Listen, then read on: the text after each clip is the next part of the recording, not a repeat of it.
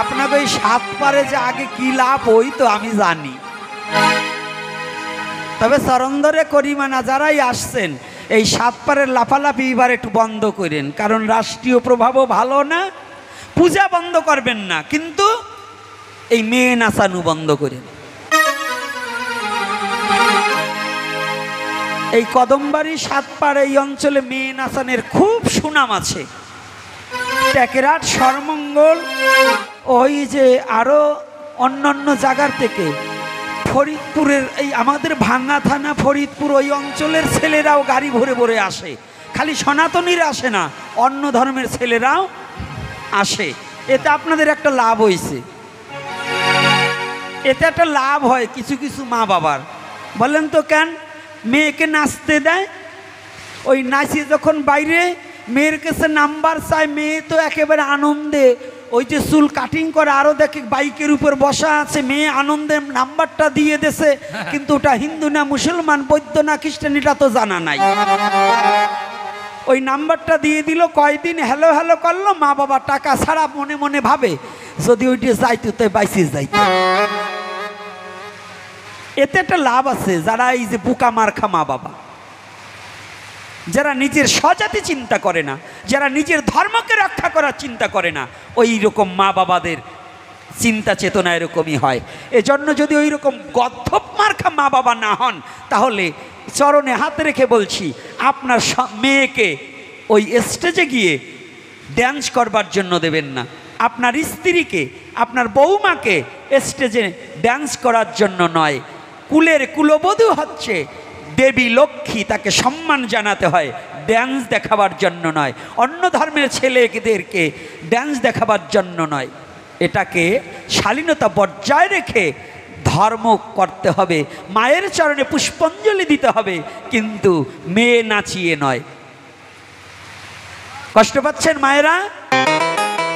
ও বাবারা, কষ্ট হচ্ছে আমার কথায়? এটা কি মিথ্যা না সত্য? এই জন্য এটাকে একটু বর্জন করবেন। আমাদের সনাতন ধর্মের অনেক ঝামেলা আছে। বয়স না হলে হরিভজন করা যাবে না, তাই তো নাকি?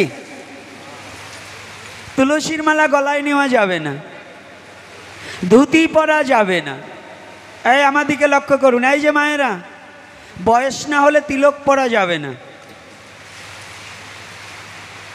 সনাতন ধর্মের গুণের কথা আর কি বলবো, একটা গুণ আছে, ভারী ভালো গুণ। এই কিছু বলদ মার্খা মা বাবা আছে। বলদ মার্খা মা বাবা চেনেন তো? বুকা মার্খা মা বাবা। যদি ছেলে দীক্ষা নিতে যায়, কয় হ্যাঁ মা বাবার অনুমতি ছাড়া দীক্ষা, এই দীক্ষায় তোর কোনো কিছু হবে না। কি এটা বলে না? কি আপনারা কি জানেন মা বাবার অনুমতি ছাড়া দীক্ষা নেওয়া যায়? কথা বলতে হবে। কি সাধু বাবারা 2-4 জন আসছেন, কি বলেন না কেন? আপনার ছেলে যদি কোথাও দীক্ষা নিতে যায়, যদি মনে করেন আপনি বাড়ি নেই, আপনি কি বলবেন? মা বাবার অনুমতি ছাড়া দীক্ষা নেওয়া যাবে না। কিন্তু এই ছেলে যখন পরের দ্রব্য চুরি করে, পরের নারীর লজ্জাহরণ করে, পরের নারীকে ধর্ষণ করে, সেই সময় মা বাবার অনুমতি লাগে না? লাগে? এই কথা বলেন না কেন?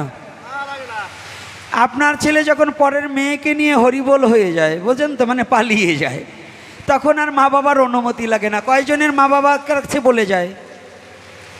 কথা বলতে হবে। এই যুবক ছেলেরা, বলে যাও সব কথা। ফোনে যে ওই যে আমার মায়েদের সাথে কথা বলো, ওইটা কি মা বাবার অনুমতি নাও? নাও না।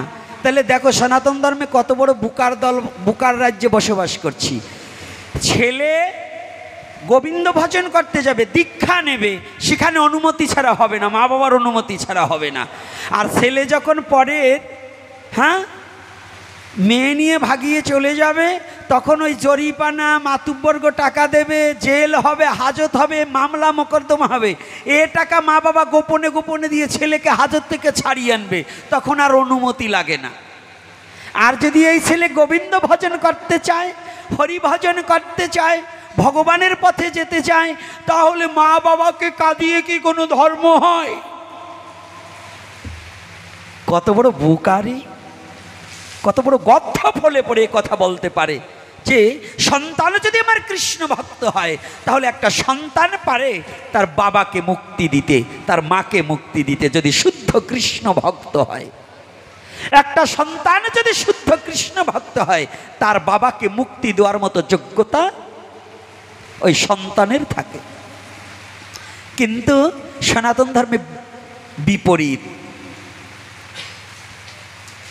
এই অঞ্চলে অনেক মালা ছাড়া লোক দেখলাম, কয় আমি দীক্ষা নিচ্ছি আজকে 40 বছর, গলার দিকে তাকাই দেখি মনে হয় না কেবল জন্মাইছে, মনে হয় কেবল জন্ম নেছে। কারণ 40 বছর আগে দীক্ষা নিলে দীক্ষার সময় গলায় মালা দিয়েছিল না? এই দীক্ষার সময় মালা আছে কি না? হ্যাঁ আছে তো। তাই মালা যারা পরিত্যাগ করেন তাদের গুরু ত্যাগ হয়ে যায়। আপনাদের যাদের মা বাবা মারা গেছে শ্রাদ্ধের সময় মালা দেয় না? দেয় কি না? না আপনাদের দেশে দেয় না? তো এতবার দিচ্ছে, বিয়ের সময় দেয় তো? আরে বুড়ো কাটা একটু মাথায় ঝুল দেন না, আপনারাও পালাই যেয়ে বিয়ে করছেন। পালাই যেয়ে যারা বিয়ে করছে অগনায় শনিবার মঙ্গলবার নাই, অমাবস্যা 30 পশ্য চৈত্র মাস ভাদ্র মাস নাই, কিন্তু যারা সামাজিকভাবে বিয়ে করছেন তাদের তো ছিল। তাদের গলায় মালা ছিল না? অন্নপ্রাশনে মালা ছিল না? 6 দিনের দিন 6 ষষ্ঠীতে মালা ছিল না? তো এতবার গৌরহরি মালা দিল আর আপনারা ছিঁড়ে ফেললেন। এখনো মনে হয় কেবল জন্মগ্রহণ করছে, কারণ 80 বছর বয়স হয়েছে তথাপি মালা নেয়নি, তাহলে বোঝা যাবে ও কেবল জন্মগ্রহণ করছে, ওর 6 দিন এখনো যায় নাই। কি 6 দিন গেছে? রাধে রাধে। কি কথা কি মিথ্যা বলছি না সত্য? এই কথা কি সত্য না মিথ্যা? তাহলে আমাদের সনাতন ধর্মের এই যে গোড়ামিগুলো আছে, ভালো কাজে গেলে আমাদের অনুমতি ছাড়া করা যাবে না, আর যদি চুরি করে তাহলে আর অনুমতি লাগে না। এই বোকামি বুদ্ধিটা ছেড়ে দিন। ছেলে যদি সৎ পথে যায়, আপনি যদি প্রকৃত বাবা হন, প্রকৃত মা হন, ছেলেকে মেয়েকে সৎ পথে ধরিয়ে দেবেন যে যাও বাবা তুমি ভগবানের চরণে যাও, তুমি ভগবানের চরণে আমার জন্য একটু জায়গা রেখো, যেন আমিও গিয়ে ভগবানের চরণে একটু আশ্রয় পাই, আমার যেন শেষ গতিটা যেন ভগবানের চরণে হয়। বাবা তুমি হরিনাম করো, অন্তত তুমি আমাকে ভাত না দিলেও অন্তত আমার মৃত্যুর সময় একটু হরিনাম করনে দিও। এটাই হচ্ছে প্রতিটা মা বাবার কর্তব্য, প্রতিটা মা বাবার একান্ত কর্তব্য, অবশ্য কর্তব্য, শুধু কর্তব্য নয় অবশ্য কর্তব্য।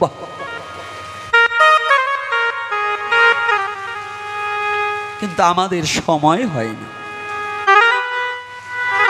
আজকাল কাল পশু করে সময়টা যে কবে অতিবাহিত হয়ে গেছে। ছিলাম গুড়া হলাম বুড়া। হ্যাঁ কি বাবা, আগের মতো আছি কেউ? আগের মতো চেহারা আছে? সব গেছে না? ক্রমান্বয়ে দিনে দিনে চলে যাচ্ছে, তথাপি এখনো আমি বুঝছি না যে আমার দিন আর বেশি দিন নেই, তবু এখনো হরিভজন করছি না। এটা কি ঠিক? আজকে আমি বকাবকি দেব না, আজকে একেবারে বলে আসতে আজকে বকাবকি দেব না, তবু বকাবকি 2 সাইডটা না দিয়েও পারি না।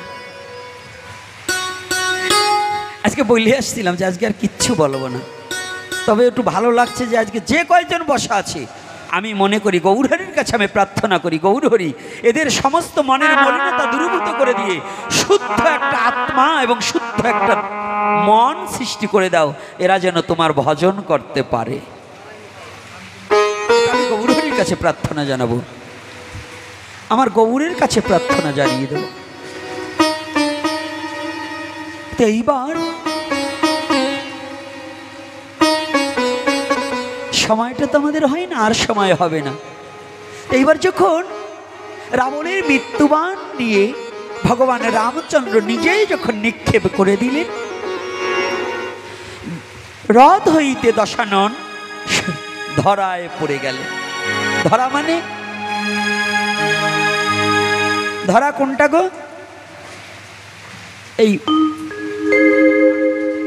বসুমতী, তাই তো? ধরায় পড়ে গেলেন, রথ হইতে ধরায় পড়ে গেল। কিন্তু যখন রথ হইতে পড়ে গিয়েছে না, লক্ষণ পাশে আছে,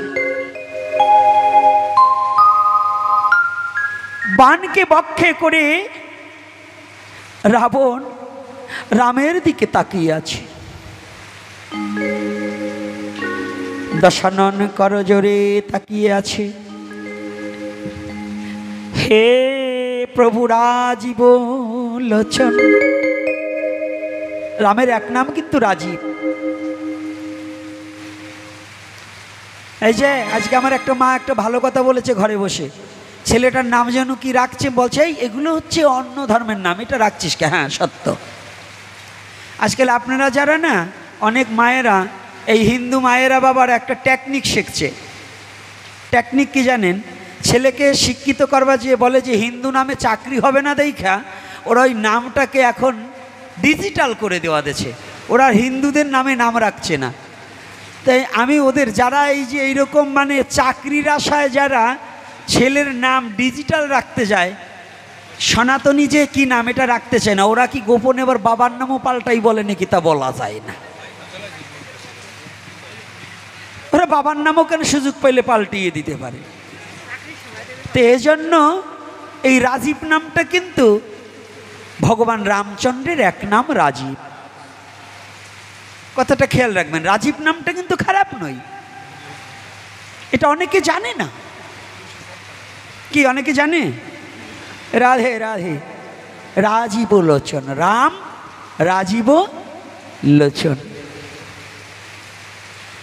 এইবার দশানন করজোড়ে প্রার্থনা করছে, প্রভু একটিবার যদি আমি তোমার চরণ দর্শন করতে পারতাম, একটিবার যদি আমার এই পুরা নয়নে তোমার বদন দর্শন করিতে পারতাম, তাহলে আমার রাক্ষস জন্ম ধন্য হয়ে যেত। রাবণ কিন্তু বৈরী ভাবে রাক্ষস, কিন্তু প্রকৃত অন্তর্জগতে খাঁটি ব্রাহ্মণ। রামের বাড়ির দুর্গা পূজা কে করেছিল? কে করেছিল? এই যে আর কয়দিন পর হিন্দুগুলো লাফালাফি চোটে